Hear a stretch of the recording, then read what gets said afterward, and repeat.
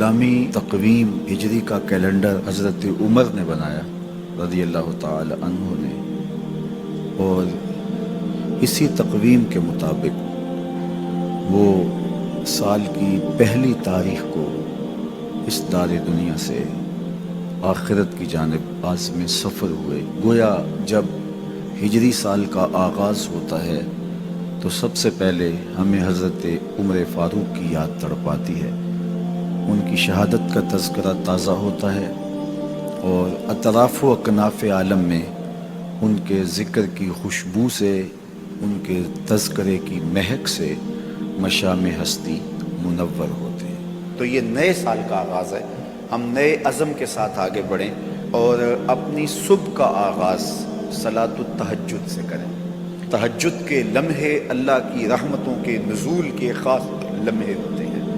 میرے بزرگ فرمایا کرتے تھے کہ باطن کی صحت کے لیے تہجد کی نماز بہت ضروری ہے، اور جسم کی صحت کے لیے صبح کی سیر بڑی ضروری ہے۔ تو یہ دو چیزیں جو ہے وہ بہت ضروری ہے۔ تو بالخصوص یہ بچے جو ہیں، جب اس عمر میں ان کی عادت پختہ ہو جائے گی تو یہ زندگی کی آخری سانس تک باقی رہے گی۔ میرے بزرگ فرمایا کرتے تھے کہ مجھے تہجد کا عادی میری ماں نے بنایا۔ وہ کس طرح کہتے ہیں کہ جب تہجد کا وقت ہوتا تو میری ماں میرے پاؤں آ کے دباتی تھی، اور میں جلدی سے اٹھ جاتا تو وہ تہجد کے لیے مجھے مصلی پہ بٹھاتی۔ اس کے بعد نماز فجر ادا کیجئے، اور سورۃ یاسین جو شخص اپنے دن کا آغاز سورہ یاسین سے کرتا ہے، سارا دن اس کی حفاظت ہوتی ہے شیاطین سے، شریروں سے، شر سے، گناہوں سے، اور بہت سارے معاملات سے، اور نادیدہ حملوں سے، بہت کچھ چیزوں سے اللہ تعالیٰ اس کو محفوظ رکھتا ہے۔ تو سارے سورہ یاسین کی تلاوت اپنے معمولات میں شامل کرنا ہے۔ نماز فجر کی ادائیگی کے بعد آپ ہلکی پھلکی ورزش ضرور کیجیے۔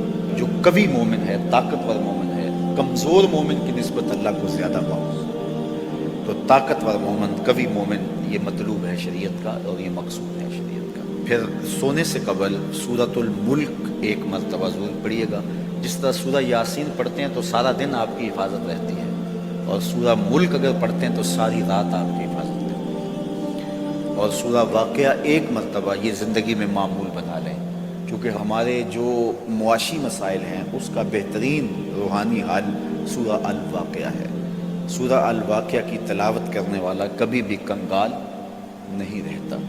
میں جب بھی اللہ کی توفیق سے یہ محسوس کرتا ہوں کہ ادارے کو وسائل کی ضرورت ہے تو سورہ واقعہ کو زیادہ پڑھنا شروع کر دیتا ہوں، تو اللہ خزانہ غیب سے مدد فرما دیتا ہے۔ اور جب بھی کبھی میں جاتا ہوں حرمین طیبین میں حاضری کے لیے تو سورہ واقعہ کی تلاوت میں لازمی کرتا ہوں، اس نیت سے کہ اللہ اس کی برکت سے، وہاں چونکہ 1 کے بدلے میں جو ہے وہ ثواب ہے، تاکہ جو ہے وہ زیادہ سے زیادہ اللہ تعالیٰ وسائل عطا فرمائے۔ تو یہ ساری جو بہاریں آپ کو نظر آ رہی ہیں، اس میں بہت سارا حصہ سورہ الواقعہ کا ہے۔ جس معاشرے میں ہم جی رہے ہیں یہ ناہموار معاشرہ ہے۔ یہ ہمارے خاندانی نظم ہو تو وہاں بھی عجیب سی بولی اور عجیب سی لینگویج ہوتی ہے، اور ہمارا دیہاتی کلچر بھی، ہمارا شہری کلچر بھی، وہ بھی عجیب سا ہوتا ہے۔